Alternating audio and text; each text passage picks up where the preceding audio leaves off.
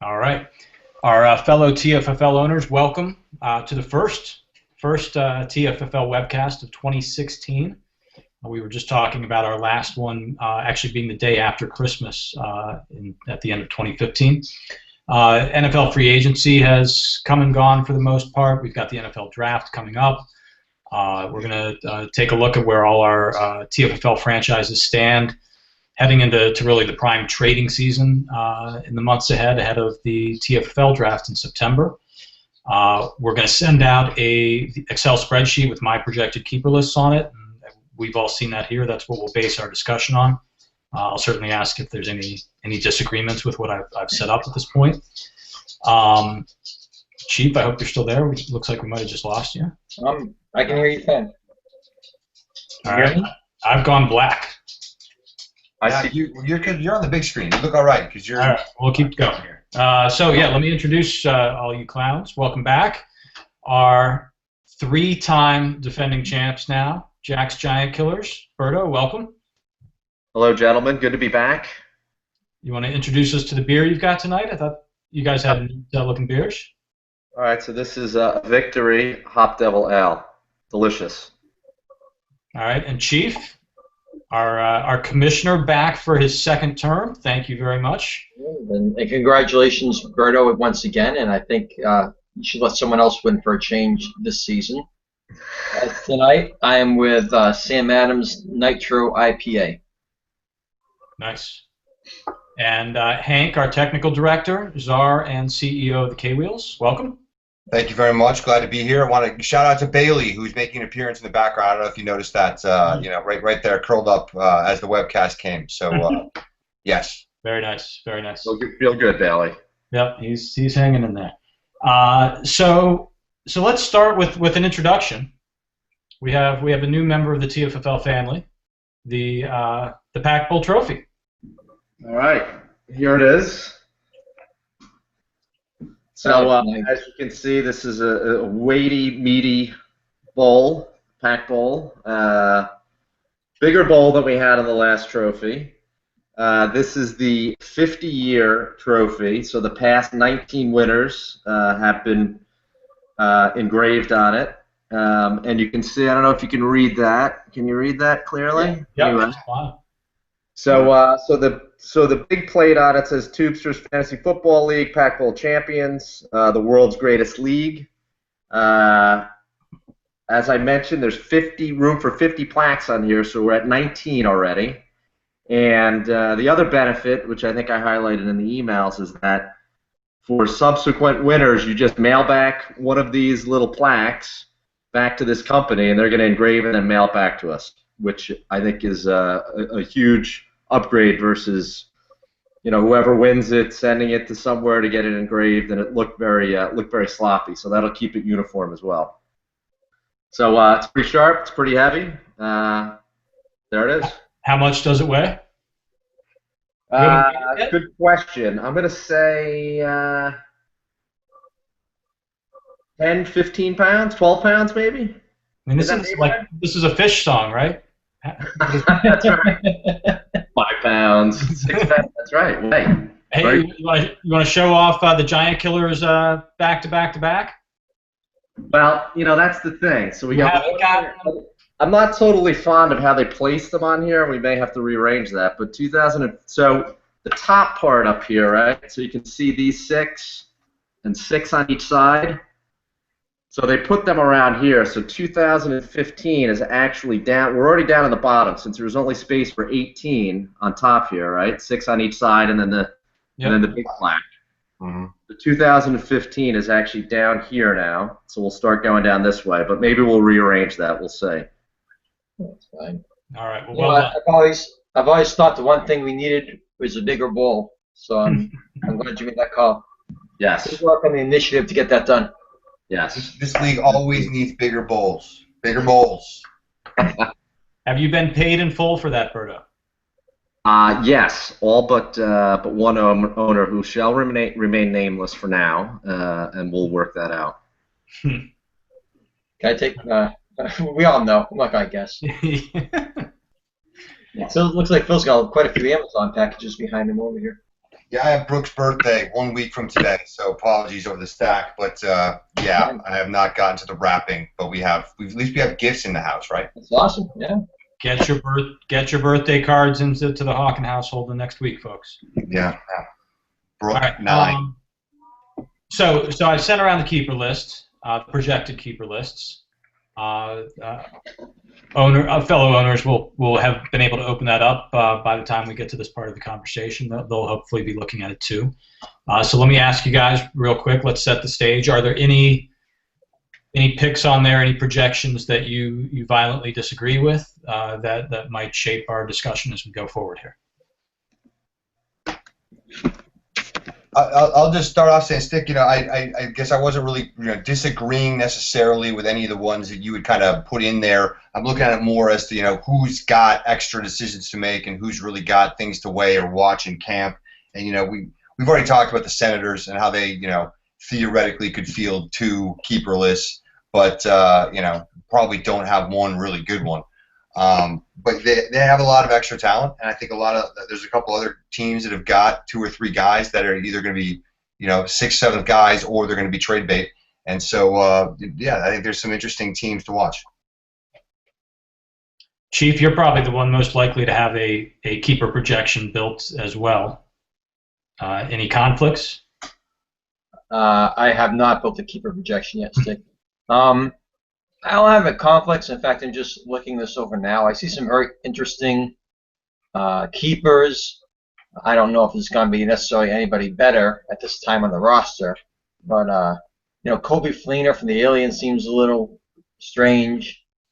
Dion Lewis of the Devils might not be ideal. Keep an eye on Arian Foster, not projected as a keeper for the Giant Killers.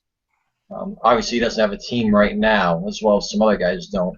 But I think somebody's going to snap him up, and I think he's going to be in a good spot heading into next year. I don't really. Again, without seeing the entire roster, and we still have the rest of the draft, and different guys will look better after the draft, and a lot more guys will look worse after the draft. I know Frank Gore is unprotected. We'll see. I think he'll be protected by somebody, if not necessarily the Hams. Yep, starting running back. Yep. And I'm not seeing the excess talent that everyone else is seeing on the Senators, but so be it. I'm not sure everyone else is seeing it. There might be one person. He's got 2 keeper quarterbacks, so I'll give him that. Yep. But okay, TJ Yeldon, Abdullah. Yeah, and I don't want to. I know you had discussion with Senators later on. Stop me if I'm going to cut over that, or we can segue into that now. Well, let's segue right into it. Lots to talk about with the Senators. But Yeldon, Abdullah, fine. Young running backs, good. Is Gio Bernard really a guy you want to keep right now? I would say ideally no. Jordan Reed, great talent, assuming he can stay healthy. Great talent. I don't consider Landry a great keeper. And look on the also in the mix one. Who there is really a keeper besides Brady? Hillman? No. Nelson Aguilar caught about 14 passes last year? No. Green Beckham? No. It's just Willie Snead? Maybe. Yeah. I'm not seeing this superfluous talent of the Senators. I'll give you this. That group gives the Senators a lot more names to throw out in bullshit trade offers. Yeah. They can throw out things like, and this is a hypothetical, but not too far off. Like Ronnie Hillman, Willie Snead, and Nelson Aguilar, or Mark Ingram, Amari Cooper, and a #1 pick. He has a lot of trade ammunition in that sense. So, oh, by the way, I've been banished from my office already because I don't have doors on it yet, and apparently I'm too loud throughout the rest of the house. So I'm back in the fishbowl temporarily till I get doors on the Get some office. doors, Berto. Anyway, looking at the Sens, I agree with Chief. Expect to see many 3-for-1, 4-for-2 type of deals from the Senators. Those will be in your inbox and coming at a fast and furious clip. I think the issue with the Senators is they have this young talent, right? So they have all of these guys that they drafted who look pretty good, but they're all they're all okay. And it's going to be painful, right, to not keep a guy like Willie Snead because he is a young guy and he's a rookie, or a Nelson Aguilar who was picked in the first round or second round. First round last year. Kelly.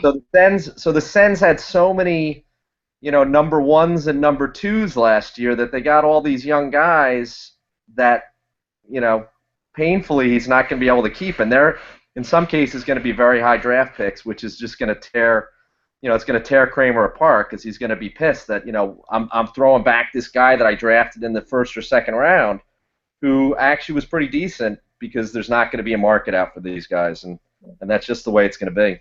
And let me say this: Senators were a playoff team last year. I beat up on his lack of talent right now, but he was a playoff team last year, and he came reasonably close to winning a playoff round. So for all this discussion on talent, whatever he had worked for him last year. I'm counting as many as 7, maybe 8 of his players that are good seventh keepers. I think that's really his problem, is that he's got 2 or 3, 4 guys that we mentioned that are really solid keepers that you're going to build your team around. And then he's got a bunch of guys that are the last guy you keep. He doesn't have strong 4, 5, 6 guys. These guys are all, let's hope they develop. Listen, we celebrated the Senators a lot last year. I think we were all happy to see Kramer break through. But Berto, you hinted at it here already. I know we talked about this last year. The irony is the Senators didn't win last year because of all those great young players. They won because of I don't want to say crappy players they kept, because one of those guys was Brady. Yeah. But they won with their older guys, not with all this great influx of young talent.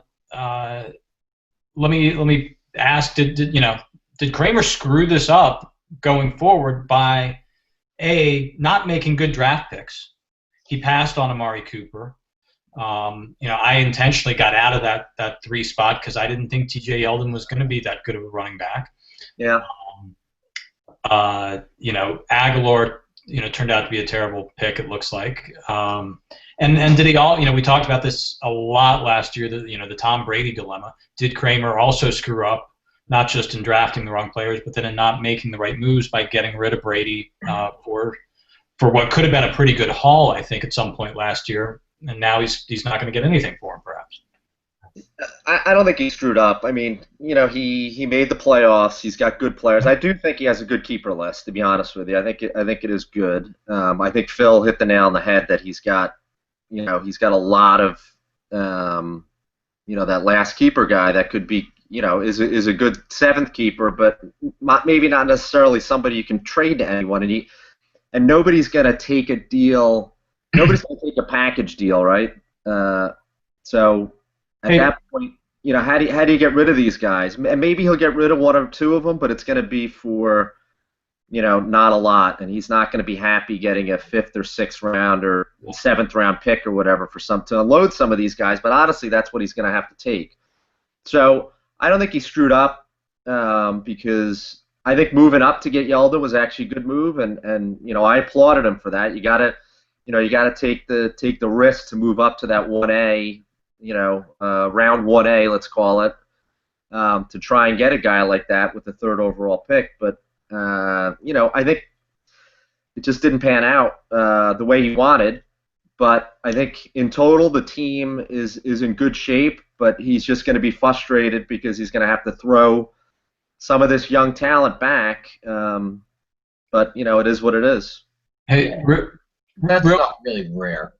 Every year, teams would like to keep players, and they just can't. That's a fact.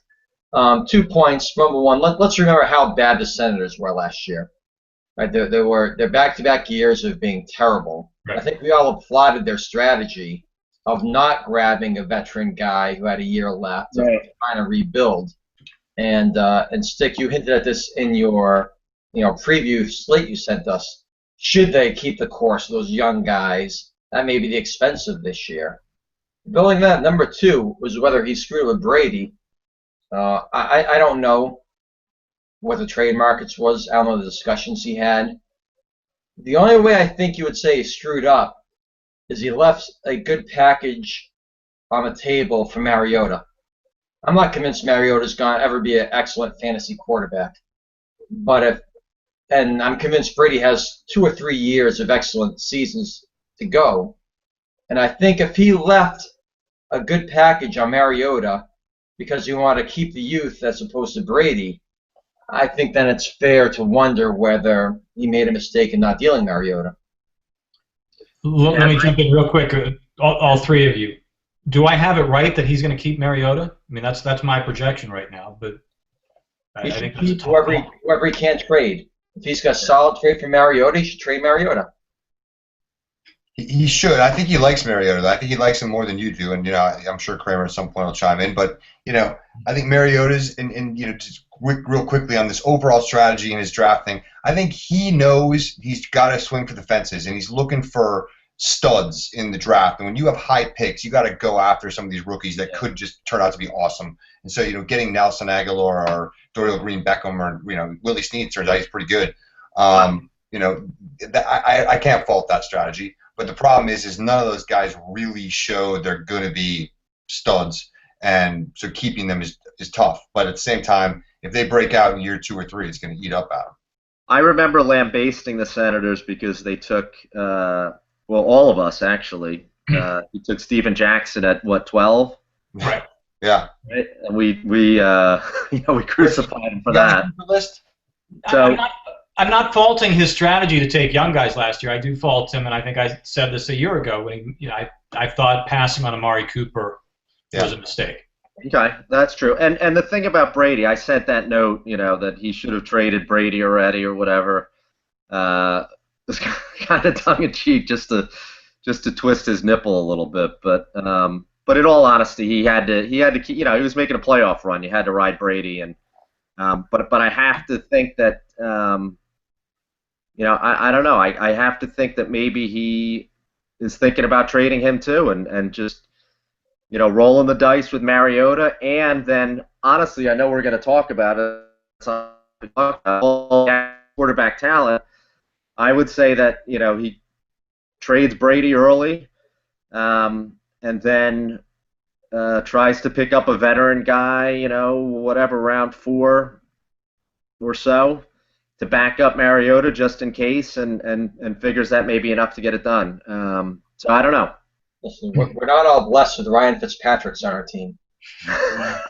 Well, there's probably 3 teams that are in the market for a quarterback pre-draft, and maybe Brady's one of those guys. I'm not sure that Kramer's going to be able to get anything for him.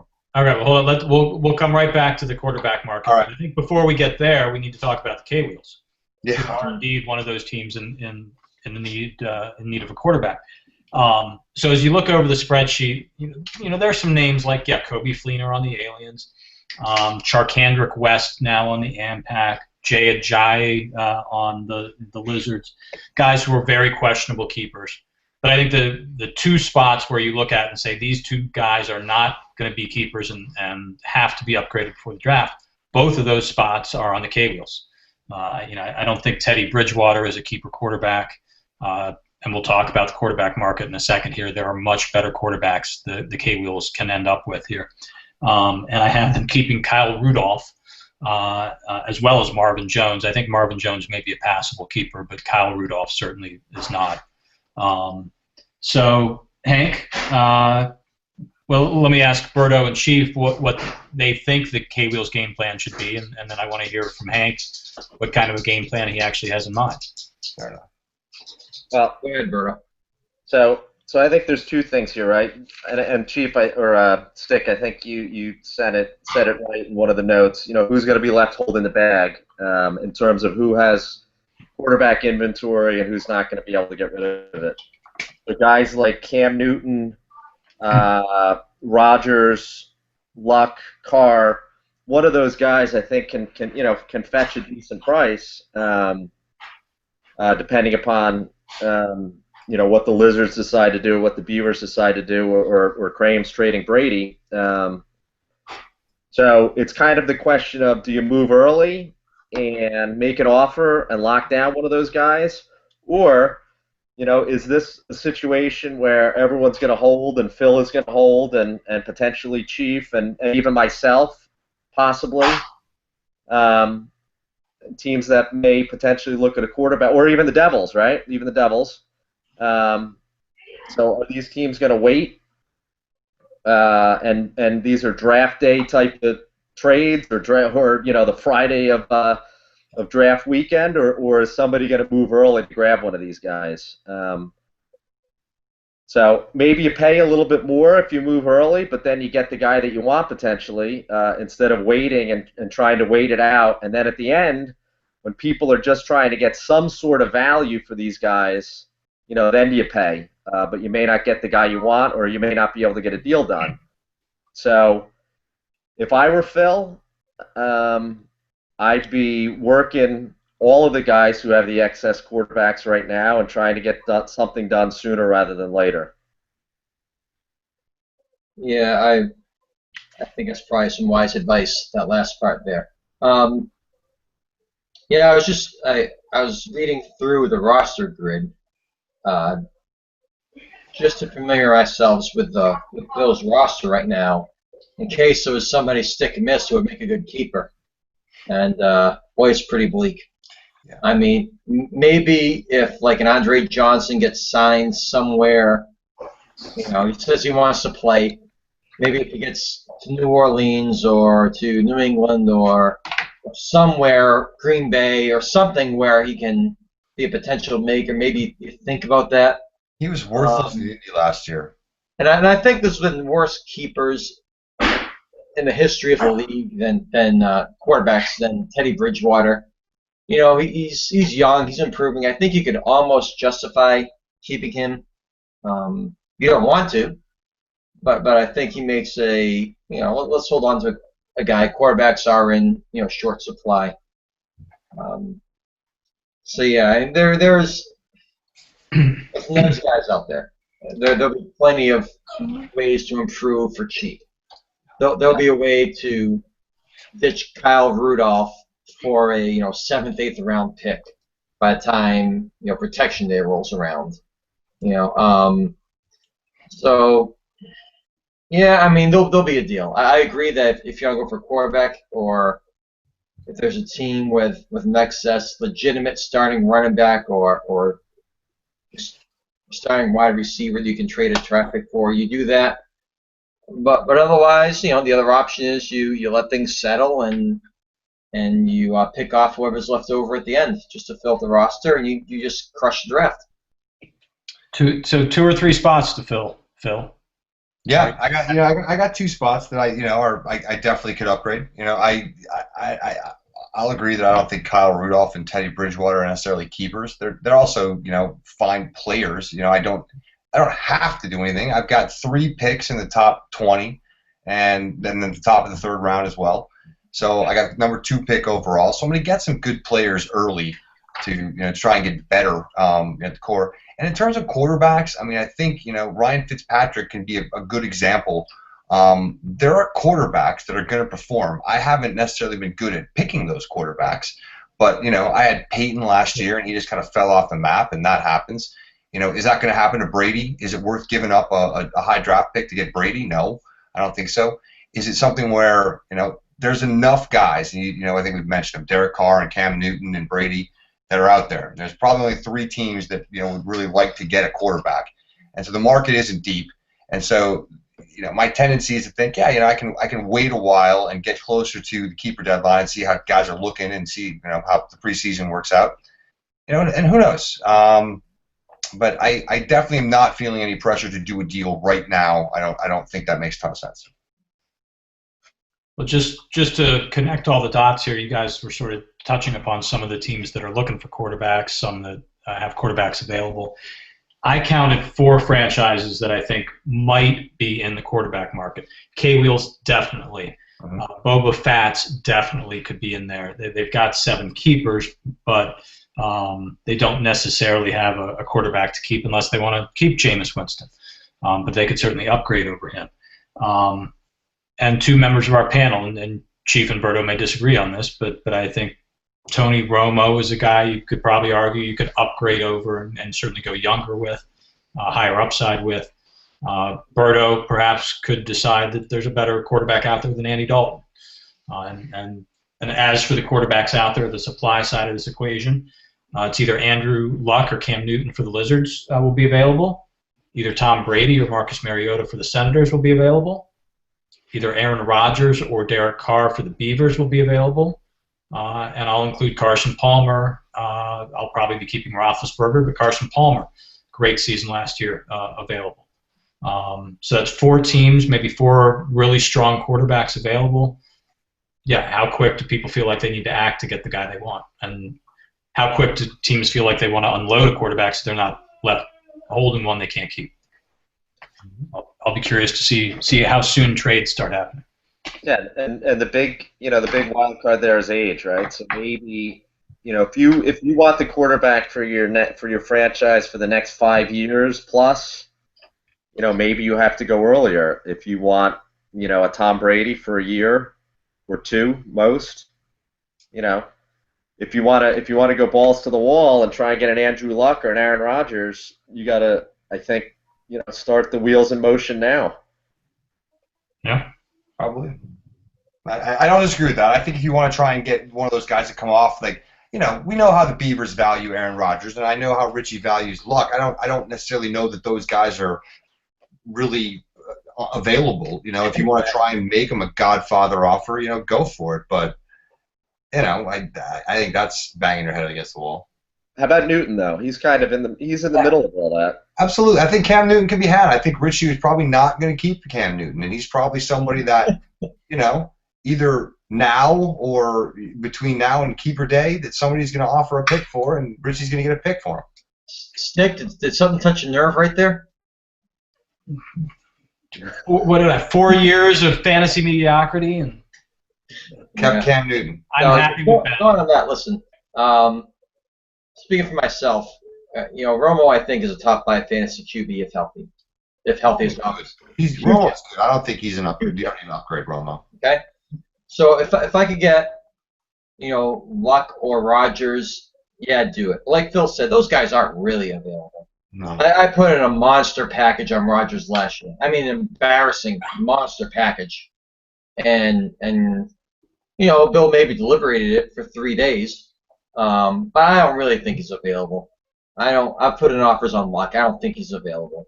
And go ahead, Sick. Was that before or after the Beavers had Derek Carr? It was before last season, so it was after Derek Carr's rookie year. Yeah, I mean, you might think he's better now, but I'd really be surprised if he's not that old. You would think, well, I got to get younger right now. Although counterpoint, at one point, Bill made the switch from Donovan McNabb to Aaron Rodgers to get those 8 years of career. Bill loves. I think the offer you made from Aaron Rodgers. He loves it. Yeah. I think, Chief, the offer, if it was a huge, big-time offer that you made then, before last season, you would probably view that differently now, and that may be accepted. Yeah, not that you wouldn't offer the same amount, right? You'd offer less because of the inventory, but... Yeah, but just getting back on track, I don't see a need for a guy like Carson Palmer or Ben Roethlisberger, or I don't see him as huge upgrades for me. I don't have a crystal ball. I can't see health. And Cam Newton is a wild card. What is last year going to be Cam Newton's typical season? If I thought I was, I'd jump at that. And I put a pretty big offer on Stick's lap a couple of years ago. I got frustrated with Brady, and he rode out with Newton for 1 more year before letting him go in the draft. But I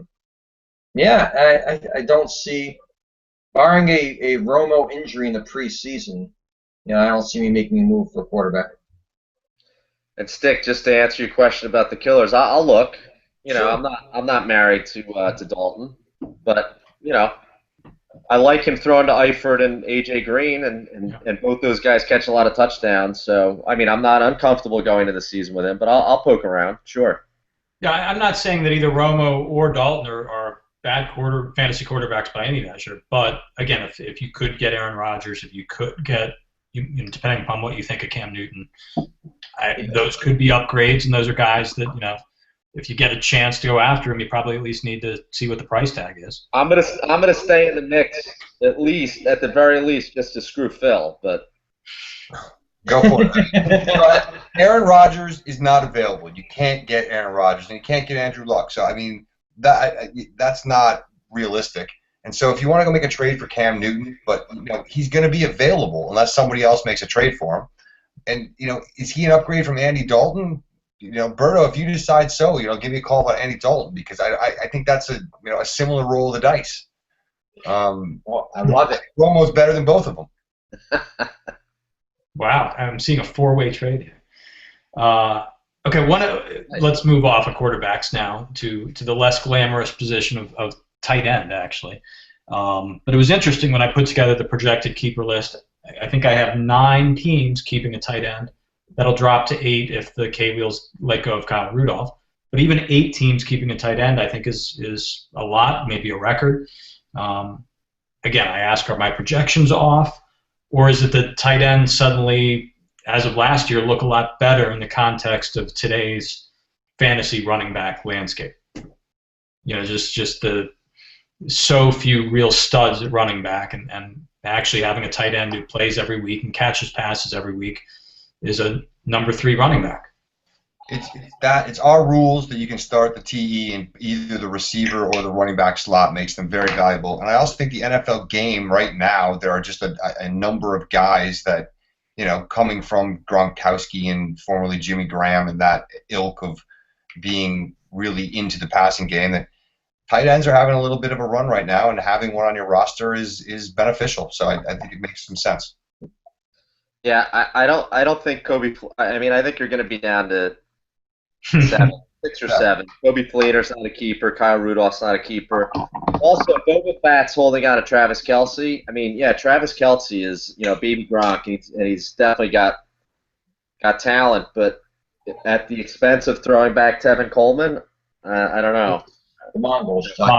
That's the Mongols. Mongols. I'm sorry, Mongols. I meant the Mongols. Yeah.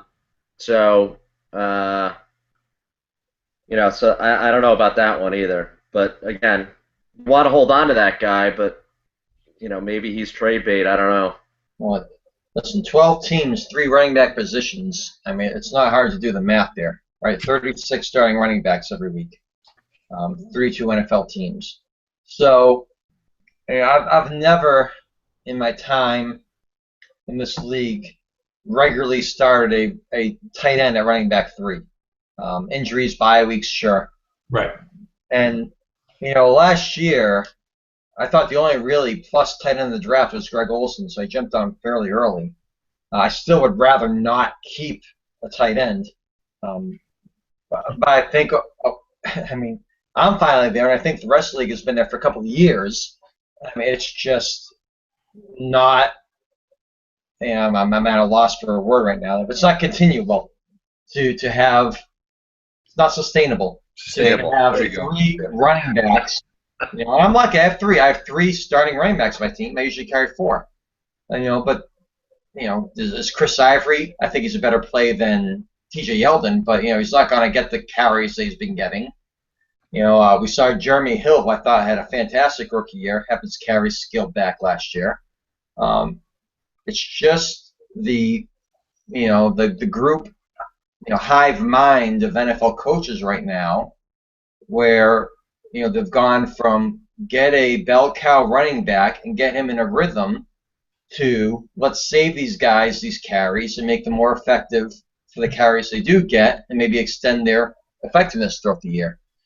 So I'm mildly surprised that rule didn't get brought up during the rules process. I think it might next year. I don't know how, but something I think might happen there. So yeah, I think that I don't think the quality of tight end has gotten necessarily better. We've had good tight ends in this league for a long time. Tony Gonzalez's and the Dallas Clarks and the other guys that put up big numbers. Now giving away to the Gronkowskis and the Kelce's. But I just think the running back looks worse. Well, that's it. I mean, the 800-yard, 6-touchdown tight end who used to be more of a desperation play from time to time as your number 3 running back. Now a guy who has those kind of numbers is a strong number 3 running back. Ahead of other. Yeah. Because so many running backs are producing at that more mediocre level. Your number 3 running back right now, a true running back, is basically a gamble on a TD. Hope he scores that game. Because you might only get 8 carries. Okay, let me move on. One last topic. I want to talk about another team on our panel, our 3-time defending champions, the Giant Killers. And I want to try to do this fairly. I've suggested for years, and I'm not the only one, that the Giant Killers are getting old. It's largely wishful thinking. We all want to see the champion come down to our level so we can have a shot. They were. But it's also been true. They have been getting old, and in 2015, they really did come apart in a lot of ways, despite winning the title. I mean, just to be honest, Arian Foster at the moment is out of the league. Marshawn Lynch has retired. Romo, got injured and traded. Who am I missing, Berto? You had and so many injuries down the stretch last year. Marshall's gotten older, and Brandon Marshall.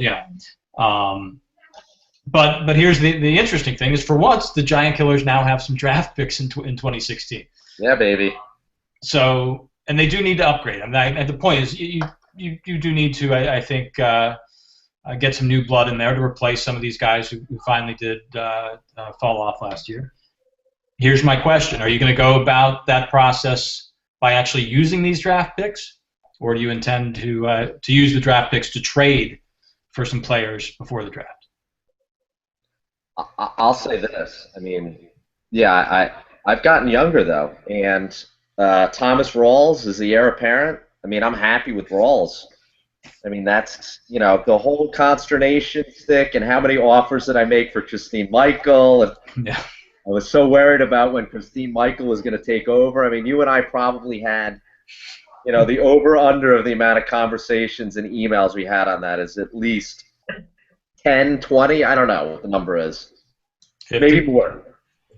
So, I mean, Rawls is the guy there. Hill didn't have the greatest season last year, but he got into the end zone. Marshall and Patrick stays there are good options. Crowell has flashed. He can get in the end zone. Hugh Jackson is there now. And Gronk is Gronk, and Dalton is a fine keeper. So in my mind, I'm actually in many ways happier with my keeper list going into this year than I was going in last year, and due to the question marks with age. So I'm happier with Rawls this year, and I feel more comfortable with him honestly than I did with Lynch. And let's be honest, everyone knew Arian Foster was getting hurt, and I got nothing from him this year except one really good game he had for me.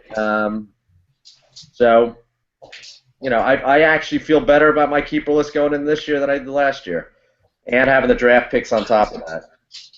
But your question about, will I trade some of these picks or will I use them? I don't know. We'll see. If I can trade up and get a guy that I like in the first round, yeah, I'll do it. But I think it's going to be very difficult, and I think there's maybe some backlash of people trading me those earlier picks in the first round. So I don't know if that's going to happen. So I'm just as happy standing pat if I need to, and we'll go that route. But yeah, we'll look at trades. But I'm actually very happy with my 7, and I think the Decker trade, gave me a legitimate, number 6 keeper, and Crowell or Foster as 7 is just fine. I know 2 things. I know Mike Bertolozzi's not going to be drafting number 12. And I know that he's going to have a keeper that's on somebody else's roster right now. I co-owner with him for, 4 or 5 years. I've competed against him since then. Listen, the man's philosophy is take the known over the unknown. And I understand he's younger, but with younger goes unproven. You know, we don't really know how Rawls is going to turn out. You know, the history's littered with guys who looked great in the beginning. True. Richardson, you know, whatever. You don't have to think very hard. And if he has a chance to package maybe Rawls with a draft pick to get a proven NFL running back, based on absolutely no intelligence, let's say DeMarco Murray or something, you know, might not be the best example. That's an interesting. It's going to happen. It's going to happen. Or he's going to package some assets to move up into that top 5 or 6 spot in the draft, because that's what he does. That's what Berto does. Yeah, he actually almost year in and year out is aggressively trying to get into the top 3 or 4 picks in the draft. So you look for a pick this year. He makes a trade with a guy picking in the maybe 3 to 5 range, where he offers his number 1 this year and his number 1 next year, but like their number 1 this year and they're like number 9 next year. And someone's got to make that deal. Could be you, Chief, for the number 5 pick. It could be me. Maybe. But that's how I feel about the thing. And you know, We'll talk after, Chief. Yeah, I can tell you right now, Burrow, you cannot have the number 2 pick. Because I'm using it, so I'm not trading with you. And the other thing is you know, I don't disagree with your assessment. I think your keeper list looks fine, and you know, good for you. And you're gonna lose this year. You're not going to win. So that's it. That's that. Chief and Hank, if you put the spreadsheet with our projected keeper lists on it in front of 10 strangers who know their fantasy football, how many of them would pick out the Giant Killers as our 3-time defending champions? 0. Absolutely none. Unless they really were paying attention last year, 0. To just how good the Jets' offense was. But you know what? That's which is a compliment to Berto. When a couple of years ago, he's done a great job. A couple of years ago, 0 out of a million would have picked the Hams as a champion. Yep. A couple of years before that, you know, about the same would have picked the Boba Fett as a champion. You know, it's just, you know. And it's a good list. It's a good list. And the previous 2 years, it was a great list. Right. I'm not, but the big name players we're used to seeing here are not here anymore. I think the big thing is I got nothing out of those big name players this year. Right. So, you know, if they were, you know, if they were an option, if they were not on the keeper list and they had big years this past year, you know, then it'd be some different questions. But you know, I got nothing out of them last year. I got nothing out of Lynch, or very little, and I got very little out of Foster. Yep. I got next to nothing out of Romo, who I traded him. Last year's Jack's Giant Killers were not the same team as the previous 2 champion Giant Killers. That might be bad for the rest of the league. Especially once he uses these draft picks and adds even more young talent to it. Yeah. It's just a team in transition, and we'll see. He's not ring on another level. Yep. If I knew why, I'd be doing it myself. All right, that's my list of topics for the week. We can keep talking about keeper decisions for the next 6 months. I think Chief said it earlier. The NFL draft is obviously going to shake up this list all over again, and we can do another webcast in a few weeks to talk about it. Yeah, let's get a post-draft webcast going. Yes. Right. Yeah. I'll have my doors by then, so I won't get kicked out of my own office. Nice. All right, good. All right, well, happy birthday to Brooke Hawken. Oh, yes. Happy birthday. Brooke Hawken. Bailey, feel good. Everybody enjoy the NFL draft coming up. I'm not sure there's going to be a ton of players that we're all going to be excited about to fill out a first round full of high-impact rookies. But we'll have a good number of them to talk about. And, yeah, we'll come back in early May for our next webcast. I'm so excited about the return of the Wednesday webcast! Yes, our one fan. Awesome. All right, guys. Good cameo. Hey, have a great week. We'll see you soon. Take care. All right, cheers. Take care, guys.